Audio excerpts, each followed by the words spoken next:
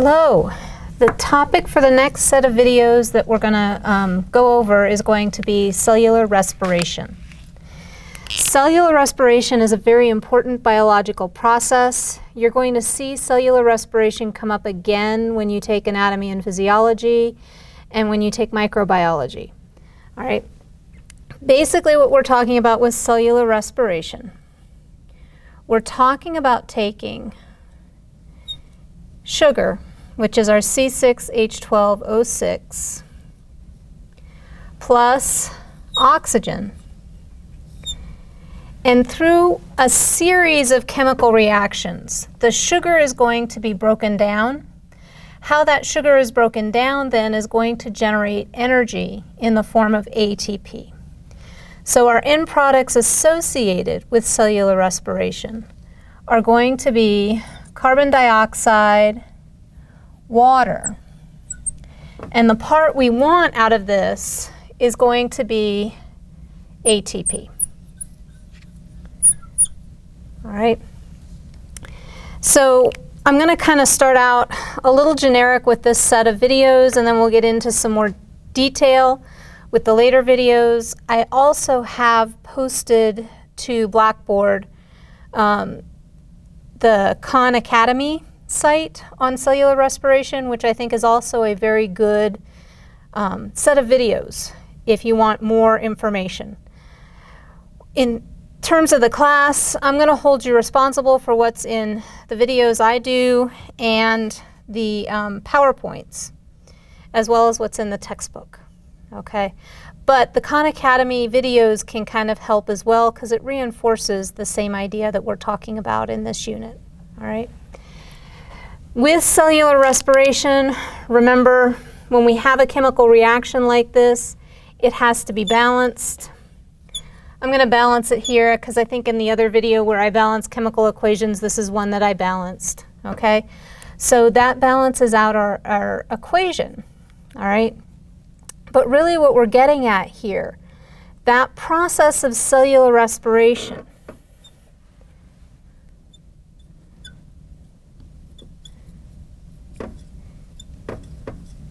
is going to occur in one of the organelles we talked about in Chapter 4. It's going to occur in the mitochondria. All right? And there are going to be different components of cellular respiration that will occur in different parts of the mitochondria, and I'll address that later. But the overall focus that I want with this video is why you need to learn cellular respiration, why it's important. Okay? The big topic where that's going to become important is that all cells are going to need energy.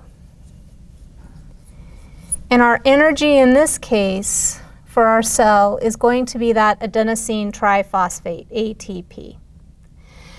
And that ATP, where that's going to be used, that's going to be relevant in some of your future classes, at least the example I have for you,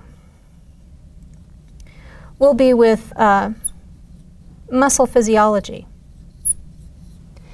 Because with muscle, you actually have two different types of muscle that are present. You're going to have slow twitch, and you're going to have fast twitch. Oops, twitch. Twitch, okay? And both muscle types are going to have mitochondria in and around the muscle to supply ATP, okay? But some of the different types of muscle use kind of different sources of ATP to function, all right? Slow twitch is going to give you long contractions, and this is going to occur aerobically. So anytime you see aerobic, you're going to think oxygen. So oxygen is needed for this. All right. The body can also generate ATP anaerobically. All right. The fast twitch are going to be more powerful in terms of the contraction. And the bulk of this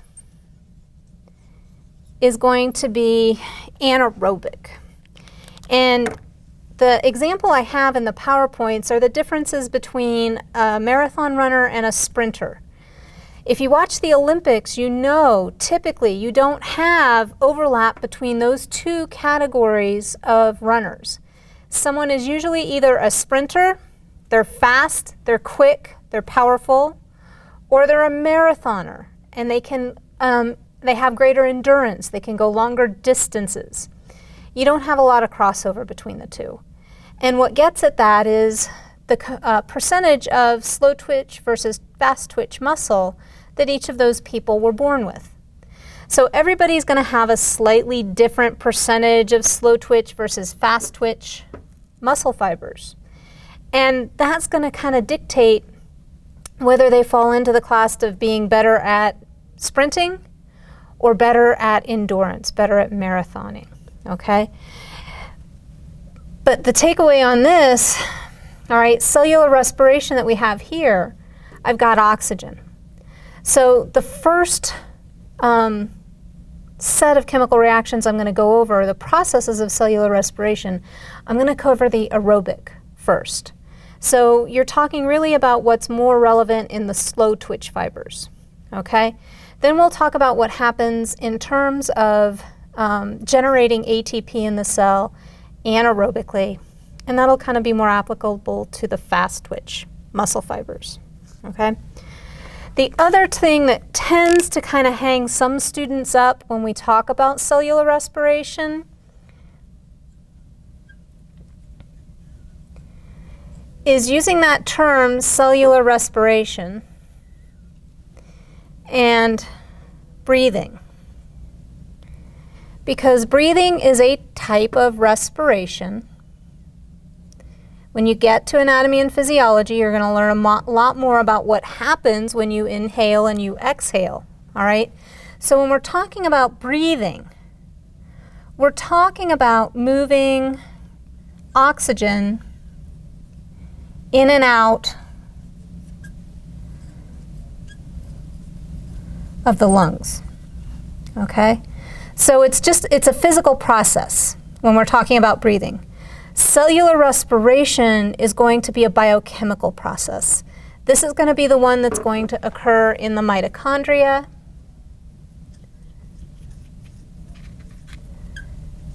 And it's going to use oxygen, okay? So the process of cellular respiration and breathing are linked because you need the oxygen when you inhale air in order to perform aerobic cellular respiration, okay? But the respiration here is not interchangeable. You're talking about two very distinct processes, okay? So I hope that that makes sense to you. Hopefully it does, all right?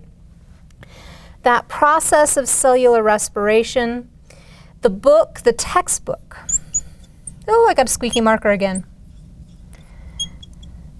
is going to have 32 ATP generated per molecule of glucose, okay? And that's what I'm going to stick to as far as the numbers that I go through. When you watch videos like at the Khan Academy or if you find some others on YouTube, you may notice that this end number is a little bit different. It may go as high as 36 or 38, may go as low as 28, 30, 28. There's some variation in the number of ATP that can be generated within the cell. There are a number of reasons for the variation in number there. But what I want you to take away in this unit, we'll talk using the numbers based on what's in the textbook. Okay, and I'm going to map everything out and show you where those ATP come from in the different stages of cellular respiration. Okay, so don't let it trip you up if you see other numbers. The ones that I'm going to have you follow are based on what's in the textbook. Okay, but in terms of the 32 ATP that are generated per molecule of glucose, what I want you to be aware of is that cellular respiration captures approximately 34% of the energy that's present in that glucose molecule, okay? The other 66%, that's going to be lost as heat.